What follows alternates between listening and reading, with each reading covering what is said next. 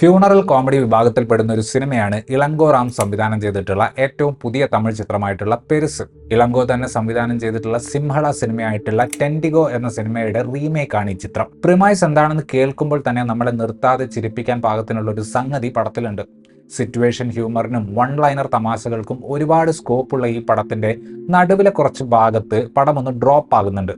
എന്നാൽ ക്ലൈമാക്സിലെ confusion comedy കാരണം കാര്യമായ അംബിഷൻ ഒന്നുമില്ലാത്ത ഈ കൊച്ചു പടം കണ്ടിരിക്കാവുന്ന ഒന്നായിട്ട് മാറുന്നുണ്ട്. ഹാലസ്യം എന്ന വയസ്സായ മനുഷ്യനാണ് ഇതിലെ ടൈറ്റിൽ കഥാപാത്രം. സിനിമ തുടങ്ങുന്ന സമയത്ത് തന്നെ പുള്ളി മരണപ്പെടുകയാണ്. ഒരു ദിവസം രാവിലെ വീട്ടിൽ ടിവിയിൽ പാട്ട് കേട്ടുകൊണ്ടിരിക്കുമ്പോഴാണ് മരണം സംഭവിക്കുന്നത്. പക്ഷെ ആ മരണത്തിനൊരു കുഴപ്പമുണ്ടായിരുന്നു. ആരെങ്കിലും ഈ സിനിമയുടെ ട്രെയിലർ കണ്ടിട്ടുണ്ടെങ്കിൽ ആ കുഴപ്പം എന്താണെന്ന് എളുപ്പം മനസ്സിലാക്കാൻ പറ്റും. ശരീരത്തിലെ 207ാമത്തെ എല്ല് ഒപ്പിച്ചു വെച്ച പണി കാരണം നാണക്കേട് ഭയക്കുന്ന ഒരു അവസ്ഥയിലേക്ക് അയാളുടെ വീട്ടുകാരെത്തിപ്പെടുന്നു. ഈ ഒരു വിചിത്രമായ സാഹചര്യത്തെ ആ കുടുംബം എങ്ങനെ നേരിടുന്നു എന്നതാണ് നമ്മൾ ഈ സിനിമയിൽ കാണുന്നത്. ഫണ്ടമെന്റൽ ആയിട്ടുള്ള കുഴപ്പങ്ങളെ നോക്കാതെ പുറമേ കാണുന്ന കാര്യങ്ങളെ മാത്രം ഫിക്സ് ചെയ്യാൻ ശ്രമിക്കുന്ന സൊസൈറ്റിയുടെ സ്വഭാവത്തെ ആക്ഷേപഹാസ്യ സ്വഭാവത്തിൽ പരിഹസിക്കുന്ന ഒരു സിനിമ തന്നെയാണ് പെരുസ്. വേണമെങ്കിൽ ഒരു ഡീപ്പർ ആയിട്ടുള്ള ഇമോഷണൽ ലെയർ കൊടുക്കാൻ പറ്റുന്ന ഒരു സിനിമയാണിത്. അതായത് മലയാളം സിനിമയായിട്ടുള്ള തമാശ പോലെയോ ഹിന്ദി സിനിമയായിട്ടുള്ള വിക്കി ഡോണർ പോലെയോ കോമഡി ഉള്ള പ്രിമൈസിനെ കുറച്ചുകൂടെ ആഴമുള്ള തരത്തിൽ അവതരിപ്പിക്കാമായിരുന്നു. പക്ഷെ അത്തരത്തിലുള്ള ആഗ്രഹങ്ങളൊന്നും ഇളങ്കോയ്ക്ക് ഈ സിനിമയിലില്ല. സാഹചര്യം തരുന്ന കോമഡിക്കുള്ള സാധ്യത നോക്കിപ്പോകുന്ന ഒരു തിരക്കഥയാണ് ഈ സിനിമയ്ക്കുള്ളത്. അതിൻ്റെ ഒരു കുഴപ്പം എന്താണെന്ന് വെച്ചാൽ സ്വാഭാവികമായി സംഭവിക്കുന്ന നർമ്മ മുഹൂർത്തങ്ങൾ ഒരു പരിധി കഴിയുമ്പോൾ സിനിമയിൽ ഉണ്ടാവാതാവും. അത് ഈ സിനിമയുടെ നടുവിലുള്ള ഏരിയകളിൽ നമുക്ക് ശരിക്കും കാണാനും സാധിക്കും. യഥാർത്ഥ ജീവിതത്തിലെ സഹോദരങ്ങളായ വൈഭവും സുനിൽ റെഡ്ഡിയുമാണ് സ്ക്രീനിലെ സഹോദരങ്ങളായ ദുരയെയും സ്വാമിയെയും അവതരിപ്പിച്ചിട്ടുള്ളത്. വെള്ളമടിച്ച് മണ്ടത്തരങ്ങൾ പറയുന്ന ദുരൈ എന്ന കഥാപാത്രത്തെ ഒരു കോമിക്കൽ റിലീഫ് എന്ന പോലെ അവതരിപ്പിക്കാൻ വൈഭവിന് സാധിച്ചിട്ടുണ്ട്. ശരിയായ സർപ്രൈസ് പാക്കേജ് എന്നെ സംബന്ധിച്ചിടത്തോളം സുനിലായിരുന്നു.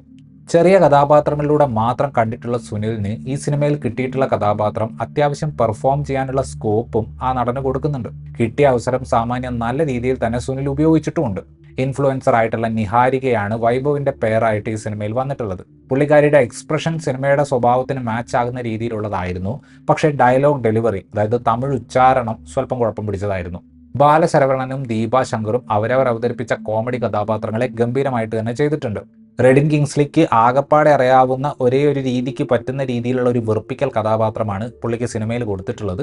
ചാന്ദിനി തമിഴരസൻ, കരുണാകരൻ, മുനിഷ്കാന്ത് എന്നിവരൊക്കെയാണ് മറ്റ് പ്രധാനപ്പെട്ട അഭിനേതാക്കൾ. സിനിമയുടെ തുടക്കത്തിലെ കൺഫ്യൂഷനും അവസാനമുള്ള ബഹളവും ഒക്കെ നോക്കിക്കഴിഞ്ഞാൽ ഹ്യൂമർ കൺസ്ട്രക്ട് ചെയ്യുന്നതിന് ഇളങ്കോയ്ക്ക് നല്ല ക്ലാരിറ്റി ഉണ്ടെന്ന് മനസ്സിലാക്കാം. ഫസ്റ്റ് ആക്ടിൽ പറയുന്ന പല കാഷ്വൽ തമാശകൾക്കും ഫൈനൽ ആക്ടിൽ ഒരു പേ ഓഫ് ഉണ്ടെന്ന് കാണാം. പണ്ട് ടീച്ചറോട് പ്രേമം തോന്നിയ സ്വാമിയെ കൂട്ടുകാരൻ കളിയാക്കുന്നതൊക്കെ പടത്തിൽ വീണ്ടും കയറി വരുന്നുണ്ട്. സിനിമയുടെ അവസാന ഭാഗത്തൊക്കെ ഞാൻ നേരത്തെ പറയുന്ന സറ്റയർ സ്വഭാവമുള്ള സമൂഹത്തെ കളിയാക്കുന്ന സംഭവങ്ങൾ നമ്മളിൽ ചിരി പടർത്തുന്ന രീതിയിൽ തന്നെയാണ് ഒരുക്കിയിട്ടുള്ളത്. ഫീച്ചർ ഫിലിം ആകുമ്പോൾ 2-2.5 മണിക്കൂർ നീളം വേണം എന്നതുകൊണ്ട് സംവിധായകൻ സിനിമയ്ക്ക് ഒരു സെക്കൻഡ് ആക്ട് ഉണ്ടാക്കുന്ന അവസ്ഥയാണ് ഈ പടത്തിലുള്ളത്. ആ ഭാഗത്ത് വരുന്ന കോമഡികൾ കുറച്ചൊക്കെ നമ്മളെ ചിരിപ്പിക്കുന്നുണ്ടെങ്കിലും പടം തുടങ്ങുമ്പോൾ ഉണ്ടായ എനർജി വെച്ച് നോക്കുമ്പോൾ തമാശ സ്റ്റോക്ക് തീർന്നപ്പോൾ പുതിയ പുതിയ കോമഡി കഥാപാത്രങ്ങളെ ഇറക്കി സിനിമയെ ആക്റ്റീവ് ആക്കാൻ കഷ്ടപ്പെട്ട് ശ്രമിക്കുന്ന പോലെയാണ് തോന്നിയത്. ഒരല്പം ഇമോഷണൽ ഡെപ്ത് കൊടുക്കാൻ 2 സഹോദരന്മാരും തമ്മിലുള്ള കാറിനുള്ളിലെ കോൺവെർസേഷൻ സീൻ അവർ ക്രിയേറ്റ് ചെയ്തിട്ടുണ്ട്. പക്ഷെ വിചാരിച്ച ഒരു ഇമ്പാക്ട് ആ ഒരു സീനിനും ഉണ്ടാക്കിയെടുക്കാൻ പറ്റുന്നില്ല. പ്രിമൈസ് കൊടുത്തിട്ടുള്ള ഒരു കംഫർട്ട് സോണിൽ നിന്ന് പുറത്തു കടക്കാൻ ആഗ്രഹിക്കാത്തൊരു പടമാണ് പെരുസ്. അത്രയ്ക്ക് കാര്യമായി മെനക്കെട്ടില്ലെങ്കിൽ കൂടി ആളുകളെ നല്ലപോലെ ചിരിപ്പിക്കാനുള്ള വക തരുന്ന ഒന്നാണ് ഈ സിനിമയുടെ കഥാപശ്ചാത്തലം. ഒരു ഡിസ്ഫങ്ഷണൽ ഫാമിലി ഡ്രാമ ക്രിയേറ്റ് ചെയ്യാനുള്ള നല്ല സ്കോപ്പ് ഉണ്ടായിരുന്ന ഒരു സിനിമയായിരുന്നു പെരുസ്. പക്ഷെ അതിലേക്ക് പോകാതെ കോമഡിയിലേക്ക് ഒതുങ്ങാനാണ് സിനിമയുടെ താല്പര്യം. ഇങ്ങനെയൊക്കെ ആണെങ്കിലും ഒട്ടും മുഷിപ്പിക്കാത്ത ഒരു കാഴ്ച അനുഭവം തന്നെയായിരുന്നു ഈ ഒരു ഫ്യൂണറൽ കോമഡി.